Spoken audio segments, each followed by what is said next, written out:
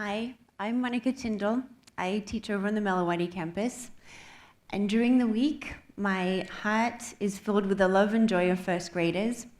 But on the weekends, I run a popular food and travel website called the Yum List. And Vince, maybe that ramen place that you found, you could pass on the recommendation to me. We've had over 6 million views on Blogger. We just started Instagram last year and have 6,000 followers, and over 97 million views on Google+. As the editor, I've been honored with a number of titles: most influential expat in Malaysia, most sought after food and hotel critic in the country, and the country's top food and travel writer. I've even been on the cover of magazines. Now, you might be thinking that there's some incredible talent that goes with this. You'd be very wrong. It didn't start like this at all. You could probably say it started with zero talent, but a whole lot of love for food and travel. This is where I grew up, country New South Wales, a tiny little town of less than 100 people. It was well over 100 kilometers from the nearest supermarket. We grew our own food, and if we didn't, our neighbors did. Dad butchered our own meat, we milked cows, collected eggs, went harvesting in the wild and from our own garden. Mum made everything from scratch. It's my childhood. Did you know you can tell which paddock a lamb last grazed on by the taste of the meat? Stronger in flavor, it came from the lower paddock with more clover, more subtle in taste, and it came from the upper field. So you probably say this is where the Yum List began, my appreciation for quality ingredients and connection to the food supply. Fast forward 20 years later, multiple laps around the world, few degrees, and I find myself at ISKL. Now, back in the old day of ISKL, we had an electronic bulletin board system called the BBS, and it was often filled with queries asking for restaurant and hotel recommendations, a little bit like the want ads today. Around the same time, Mark Marshall, our technology teacher, showed me how to blog, and I was starting a first grade blog. I thought, well, a blog would be a great platform to put all of our food and travel recommendations all in one spot. The idea is that teachers and parents could all, when they found favorite places, we put them in one spot and we'd have a list of yummy things, or the Yum List. So I asked around, everybody assured me this is a great idea, and they'd all post their favorite spots, so the Yum List was born. Here are some of the first posts.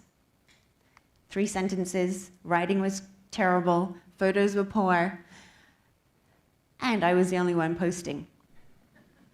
I went back to my friends and colleagues, and they assured me that this was a great idea, and that they would, and they gave me a whole list of recommendations of places that I could write about. So I continued, photographed more, wrote more. Posts slowly got better. They still weren't very good, but about 20 months onward, 230 posts later, a couple of things happened. One of them was hubby learned to wait before food was, until food was captured before he dug in. And I discovered the stats page on the Yum List. And it turned out people were actually starting to read what I was writing. Around the same time, I got an email from a restaurant asking me to write about their very expensive 5-star hotel buffet. What? People were going to give me free meals for doing what I'd been doing out of love and passion anyway for the last 20 months? This is like giving free dives to a scuba diver or complimentary rounds of golf to a golfer, right? If people were reading my blog, they're probably criticizing it too. And what assumptions came with a free meal? I went from gallivanting around the city, recording my weekend food adventures like some internet cowgirl, to suddenly being filled with self-doubt. With readership came responsibility, and with free meals came expectations. I went anyway to that first review. There were a handful of other bloggers there, another handful of writers for print publications. As nervous as I was, I realized that I was just as qualified as any of them to be there. With my knowledge of ingredients and multiple laps around the world, I knew just as much, if not more, than a lot of them. I guess it turned out okay, and over the next few months, the invitations continued to roll in, until it reached a point where all of our meals out were as a result of an invite. And with free meals as a draw card, I was able to entice more of our community to join in.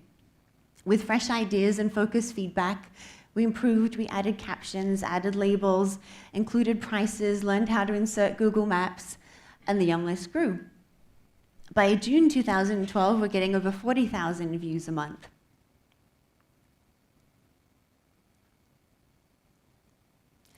And I suddenly realized how cool my life had become. But where was I headed? The Yum List was started as a community resource. The idea was sharing good. We weren't a review site, we're a recommendation site. Go here, eat this, drink that. I wanted to maintain that feel of positivity. So I had to come up with a disclaimer. I let restaurants know that if we didn't, we'd be happy to come and see what they had, but if we didn't like it, we weren't going to write about it. We were looking for the good. It might not just be food, maybe they had great drinks, a good setting, excellent service, ethical, some admirable ethical practices that we could write about. But if we couldn't find anything, we just simply wouldn't write a post. Most places were pretty happy with this. They'd either get constructive feedback or a glowing review. Fast forward a number of years, and the beginning of last year, we're averaging about 200,000 views a month. And we had something that magazines were envious of.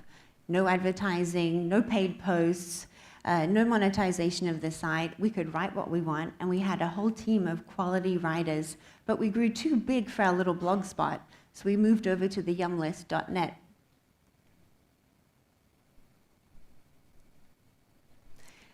We have close to 40 contributors. Our youngest is 10, our oldest is 75, and many of them are sitting here in the audience with you.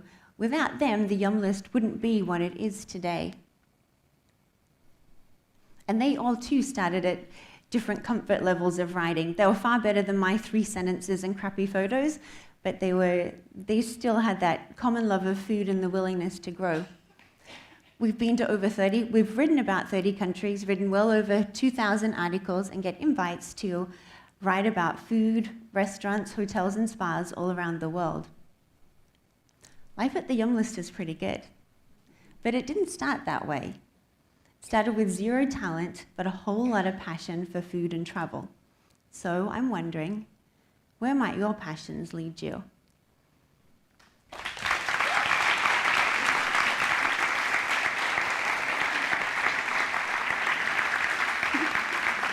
By the way, we're recruiting. Send your applications to the yumlist@gmail.com.